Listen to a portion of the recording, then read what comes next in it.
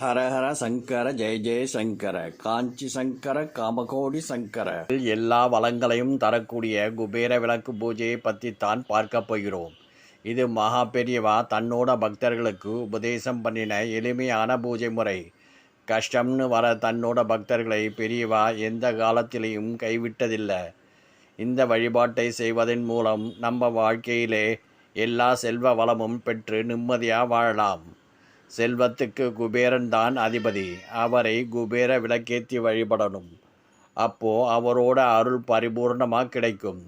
சிலர் வீட்டிலே குபேர விளக்கு இருக்கும். அப்படி இல்லாதவா பெரிய பெரிய கடைகளிலேயோ இல்லது ஆன்லைன்லேயோ வாங்கலாம். இந்த குபேர விளக்கை ஏற்றி குபேரனை நினைத்து வழிபட்டா செல்வ வளம் கிடைக்கும். இந்த குபேர விளக்கு பூஜை வியாழக்கிழமைகளில் சாயங்காலம் 5லேருந்து 8 மணிக்குள்ளே பண்ணணும். வியாழக்கிழமை சாயங்காலம் வீட்டை பெருக்கி சுத்தம் பண்ணிட்டு தண்ணி தெளித்து பச்சரிசி மாவிலே கோலம் போடணும். நிலப்படிக்கு சந்தன குங்குமம் வைக்கணும்.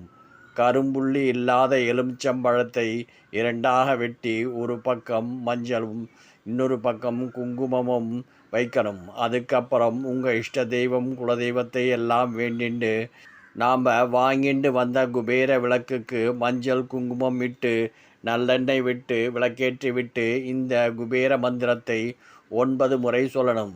யக்ஷாய குபேராய வைஷ்ணவனாய தனதானியாதிபதையே தனதானிய சம்ரித்தி மே தேஹி தேஹி தாபய ஸ்வாஹா.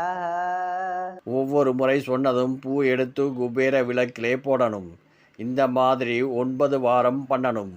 அப்போது குபேரனோட ஆசீர்வாதம் மட்டும் இல்லாமல் மகாலட்சுமி அனுகிரகமும் சேர்ந்து கிடைக்கும். அதுக்கப்புறம் நம்ம வீட்டிலே எந்த பிரச்சனையும் இருக்காது. வறுமை போயிடும். வறுமைன்னு சொல்கிற எல்லோருக்கும் இதை மகா பெரியவா செய்ய சொல்லி இருக்கார். ஹரஹர சங்கர ஜெய ஜெய சங்கர.